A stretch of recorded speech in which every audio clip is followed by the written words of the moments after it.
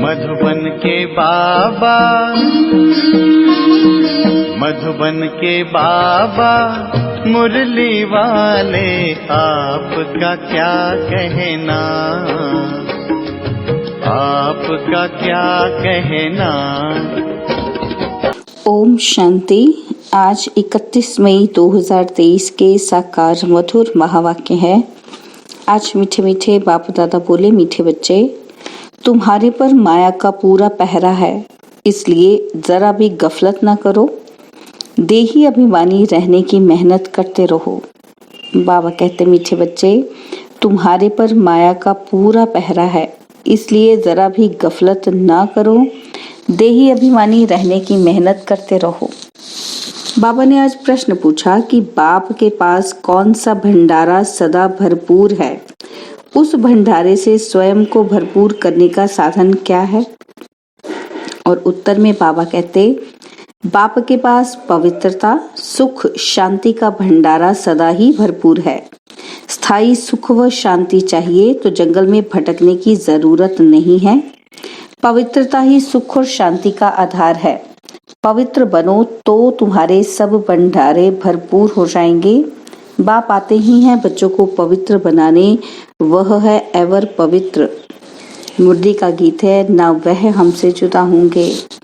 ओम शांति। यह बच्चों का ही गाया हुआ गीत बच्चे सुन रहे हैं। यह बच्चों की आत्माएं कहती हैं।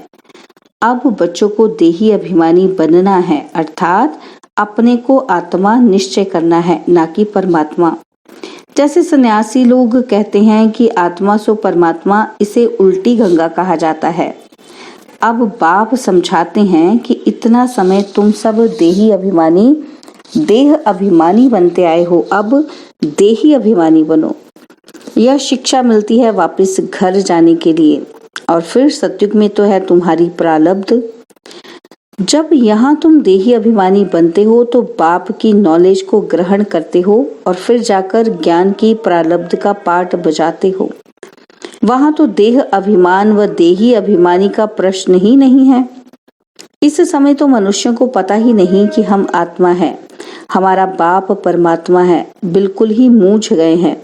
सन्यासियों ने कहा कि हम तुम सब परमात्मा हैं, जिधर देखता हूँ तू ही तू है, इससे तो कुछ भी फायदा नहीं होता। वो लोग तो इसको भावना समझते हैं, परंतु सबकी भावना तो एक जैसी नहीं होती। एक ही घर में बाप बच्चे की भी भावना एक जैसी नहीं रहती। कहाँ कहाँ देखो बच्चे बाप को भी मार डालते, क्योंकि घोर अंधियारा है, सब पतित हैं। अभी तुम बच्चे स्वदर्शन चक्रधारी बने हो। स्वदर्शन चक्रधारी बनने से ही तुम राजा रानी बनते हो। तो बाप बच्चों को बार बार कहते हैं, देही अभिमानी बनो। ऐसे समझो कि मुझ आत्मा को परमात्मा बाप अपना परिचय देकर पढ़ा रहे हैं, हमारे संस्कार बदला रहे हैं। आत्मा ही संस्कार ले जाती है, शरीर तो खत्म हो जाता है। बाबा, अभी हम आपके साथ ही योग लगाएंगे, यह हमारा वायदा कभी मिट नहीं सकता। भल पवित्रता पर अनेक प्रकार के विघ्न पड़ेंगे, बहुत कुछ सहन करना पड़ेगा। बच्चियां कहती हैं, बाबा यह सितम सहन करूंगी। जैसे दुख के समय मुख से निकलता है ना, हाय राम, हे प्रभु, तुम तो ऐसे नहीं कहेंगे। तुम ब्राह्मण फिर बाबा को याद करते हो, बाबा हम दुख से कब छूटेंगी, हमको बहुत मारते हैं। गीत में भी कहते हैं, कितनी भी मार पड़ेगी बाबा आपकी याद कभी नहीं भूलेंगे। हमको तो बाबा का ही बनना है, बुद्धि का योग उनसे जोड़ना है। यह है सब समझ की बात। एक दिन यह सितम भी मिट जाएंगे, कुछ तो जरूर सहन करना पड़ता है। ये सब ड्रामा में नूद है। अबलाओं पर अत्याचार बहुत होते हैं। यह गीत भी देखो पहले से ही बना हुआ है, जिसका अर्थ कोई भी नहीं जानते हैं। तुम्हारे शास्त्र जैसे कि ये रिकॉर्ड बन गए हैं, सब कहते हैं ऐसे तो कहीं भी नहीं होता जो रिकॉर्ड पर अर्थ किया जाए।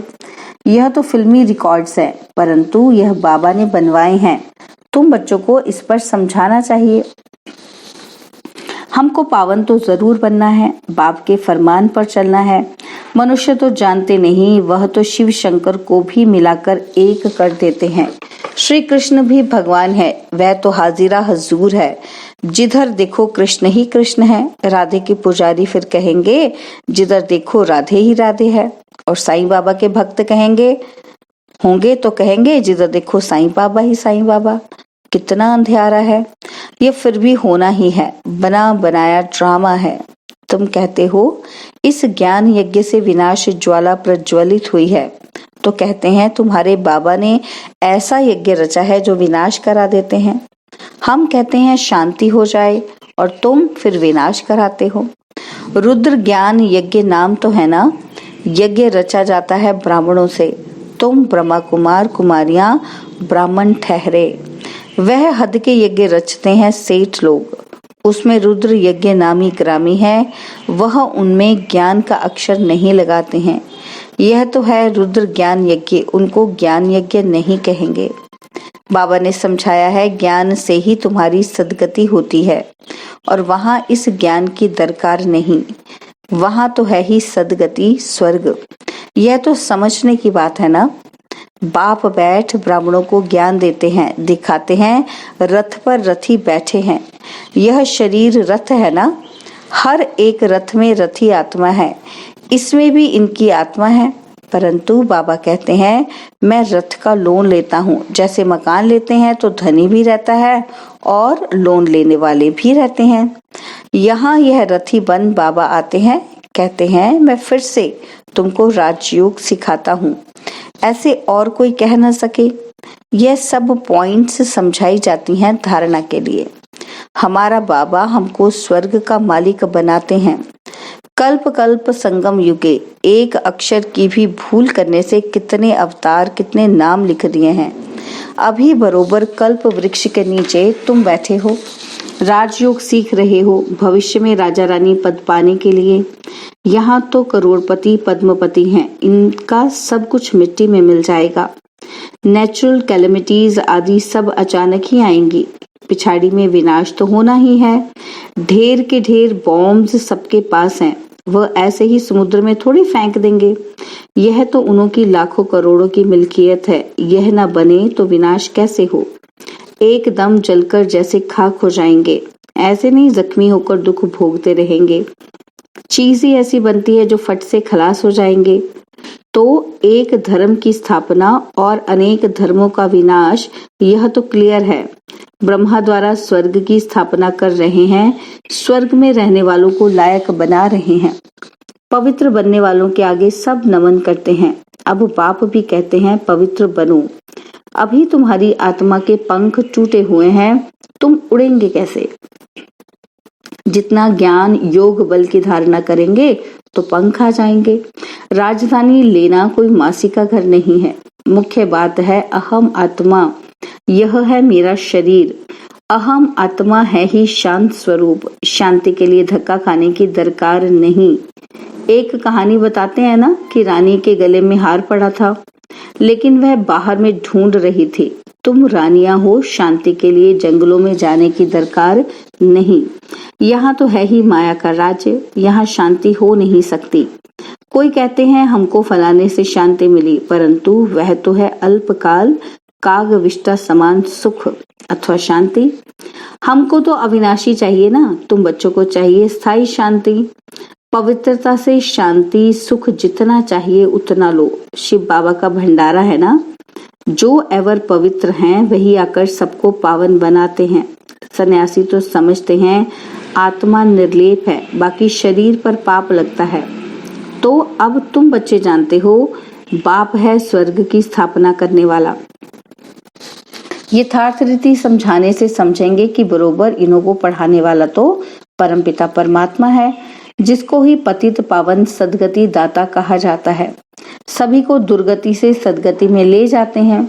सदगति तो बाप ही करेंगे ना, उनको कहा ही जाता है सदगति दाता। दुर्गति दाता तो नहीं कहेंगे ना, पतित पावन कहेंगे। और फिर पतित कौन बनाते हैं यह भी कोई नहीं जानते। बाप कहते हैं तुम वाम मार्ग में गिरते हो तो रावण की प्रवेशता हो जाती है। मंदिरों में बड़े बड़े काले चित्र राधे कृष्ण के रखे हैं, नाम ही रखा है श्याम सुंदर। सतयुग में सुंदर था, फिर कलयुग में माया सर्प ने डसकर काला कर दिया। अब कहाँ की बात कहाँ ले गए हैं। मनुष्य को कुछ भी पता नहीं है। बाप रचयिता और रचना का किसी को पता नहीं है। बाप बच्चों को समझाते हैं, बच्चे खबरदार रहना, माया बड़ी कड़ी है। इस समय तो तमो प्रधान है, किसी को भी पछाड़ने में देरी नहीं करती, एकदम नाक से पकड़कर गिरा देती है। यह है युद्ध स्थल, इसलिए बाबा बार बार समझाते हैं, तुम अपना कल्याण चाहो तो देही अभिमानी बनो। अपने को आत्मा समझ बाप को याद करो तो अंतमति सुगति हो जाएगी। सब संस्कार सामने खड़े हो जाते हैं। अनेक जन्मों के पाप विनाश करने में टाइम लगता है। तुम्हारा अंत तक पुरुषार्थ चलता है। पहली बात है देही अभिमानी बनना।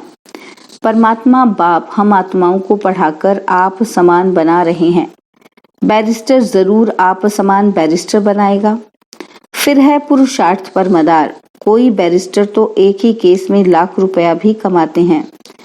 अब तुम बच्चों को बाप कहते हैं कि पुरुषार्थ कर ऊंच पद पाओ। यहाँ के पदमपति तो सब खाक में मिल जाएंगे, मैं हूं ही गरीब निवाज। आप देखो, जो लड़ाई करते हैं उनका काम ही मरना और मारना है। वह संस्कार ले जाते हैं, जन्म भल गृहस्थी के घर में लेंगे, परंतु फिर लड़ाई में चले जाते हैं। बाबा तो बहुत सहज समझाते हैं, जन्म जन्म के पाप हैं, इसलिए योग बहुत अच्छा चाहिए, तभी विकर्म विनाश होंगे। सिर से बोझा कैसे उतारें, इसके लिए जितना हो सके उतना बाप को याद करना चाहिए। बाबा आप कितने मीठे हो। बाप कहते हैं, लाडले बच्चे गफलत नहीं करना, माया पूरा पहरा दे रही है, इसलिए देही अभिमानी भव। यह है बुद्धि योग की रेस, इसमें ही सब कुछ है। बाबा बार बार कहते हैं, अपना कल्याण चाहते हो तो योग बहुत अच्छा चाहिए, फिर बहुत हर्षित रहेंगे। हम ईश्वर की संतान हैं, हमको भविष्य के लिए बाप से वर्षा मिलता है।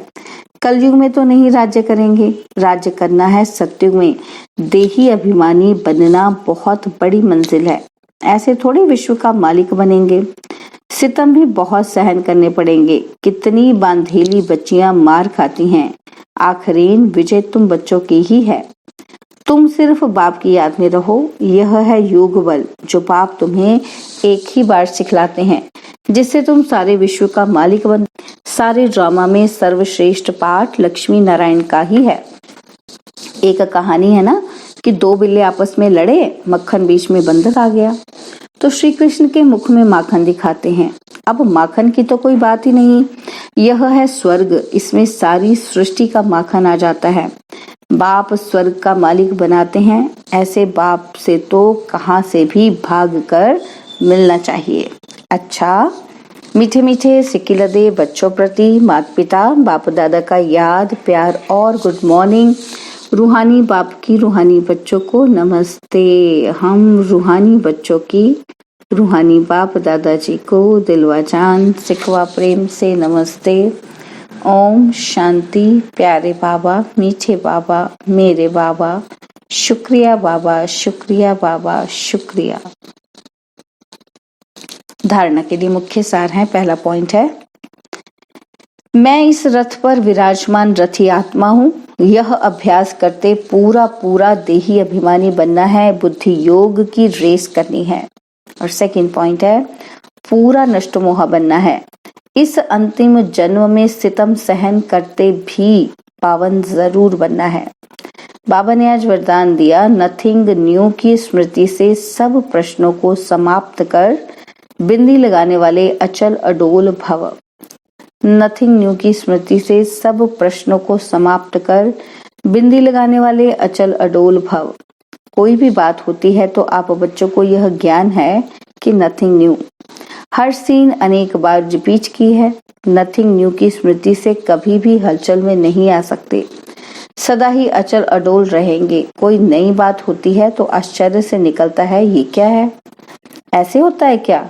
लेकिन नथिंग न्यू तो क्या क्यों का प्रश्न ही नहीं, फुल स्टॉप आ जाता है। ऐसे हर दृश्य को देखते बिंदी लगाते चलो तो हाय हाय में भी वाह वाह के गीत गाते रहेंगे। स्लोगन है, सुखदाता बाप के सुख स्वरूप बच्चे बनकर रहो तो दुख की लहर आ नहीं सकती। स्लोगन, सुखदाता बाप के सुख स्वरूप बच्चे बनकर रहो तो दुख की लहर आ नहीं सकती। ओम शांति। और अब यह एक बहुत अच्छी वीडियो भी जरूर देखें।